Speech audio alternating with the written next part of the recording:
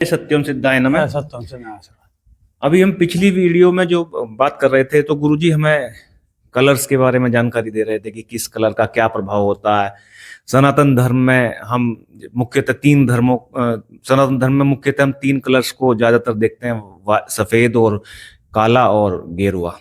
ये 3 कलर आपने बताए थे गुरुजी।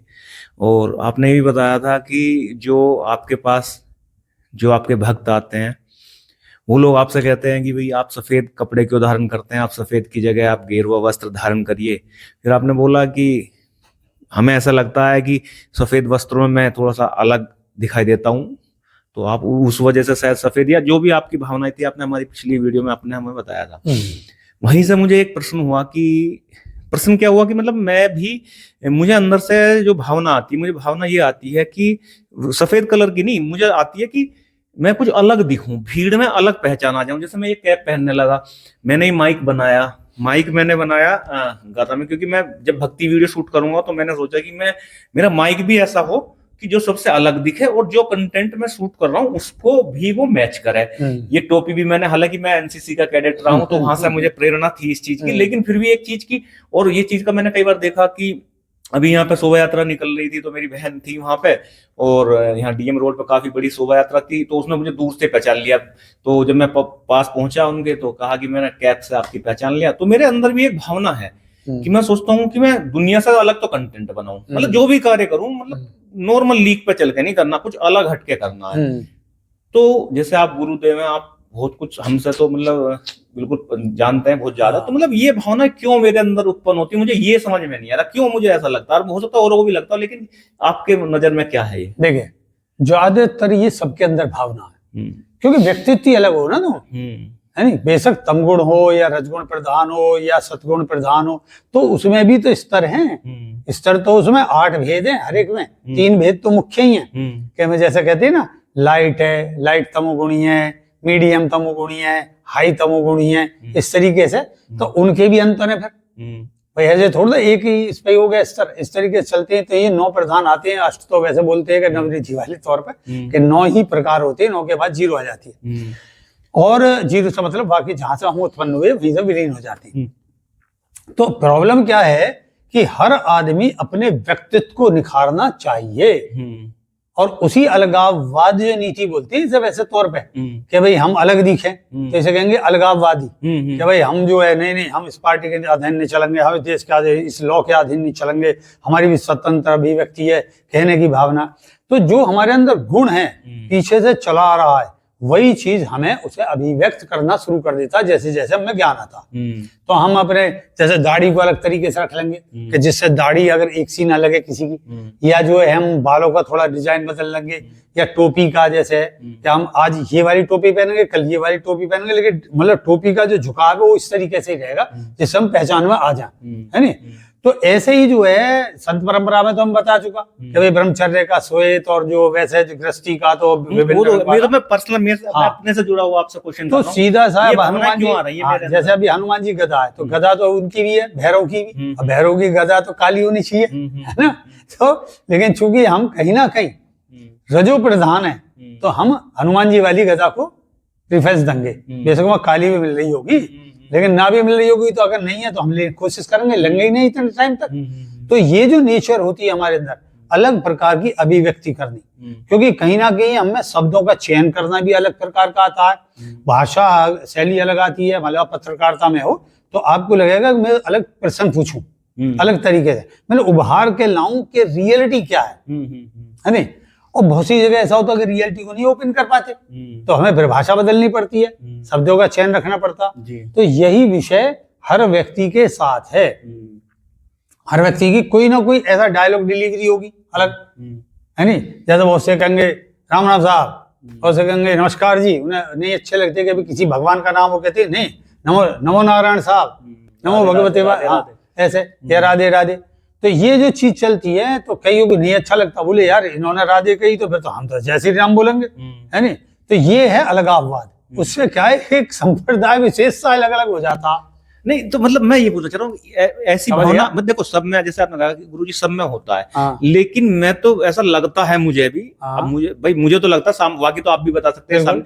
मतलब मैं उस चीज को अप्लाई भी करता हूँ अपने जीवन में, तो मतलब ऐसी मेरे अंदर कौन से मतलब ग्रह मतलब कह सकते हैं कि क्या ऊर्जा है कि जो मुझे इसके लिए प्रेरित करती है, जबकि प्रेरित तो औरों को भी करती है, लेकिन मैं उसको अप्लाई भी कर देता हूँ ज्यादातर समय पे। देखिए, सूर्य जो है आत्मा की इच्छा का नाम है, जी। मतलब आत्मा की इच्छा, जो आत्मा है, सॉरी, आत्मा का जो प्रतीक है वो है सूर्य, और उसकी इच्छा है चंद्र, और उसको क्रिया कौन देता है? मंगल, यानी वाणी देता है बुध, और इस तरीके से ये सब है।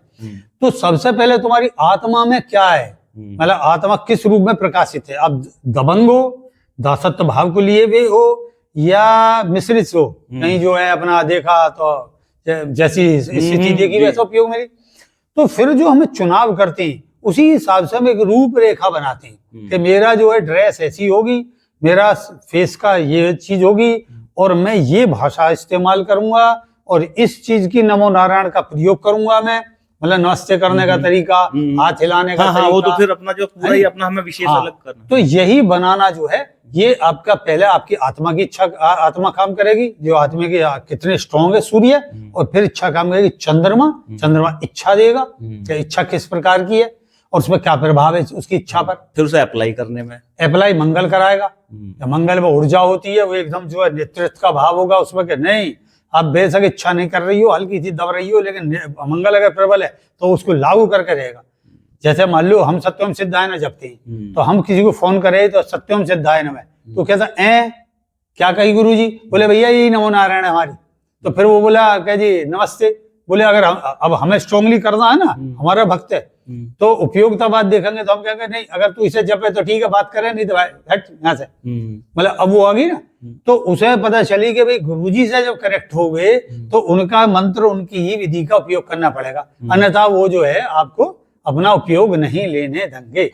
यही चीज प्रबलता रखनी पड़ती है, तो अलग व्यक्तित्व आ जाता, और वो तुम्हारा अपना अलग व्यक्तित्व है, और उसे ही को कितना स्ट्रॉन्ग करते हो और चीजों को लेकर, ये तुम्हारे पर निर्भर करता। अच्छा, तो प्लानिंग करनी अब वैसा कुल मिला के ये जो मेरे अंदर जिज्ञासा है, जिस तरीके से मैंने अपनी भावना बताई, आपने देखा भी, तो मतलब ये क्या मेरे लिए उचित है? जैसे आपने बताया कि अलगाववाद को प्रदर्शित करती है ये इच्छा, तो ये मेरे लिए मतलब उचित है या अनुचित है, या मेरे, अगर आपकी चीज से किसी को ठेस पहुंच रही है और आप उस पर ऐसा प्रबल कर रहे हो तो वो अनुचित है।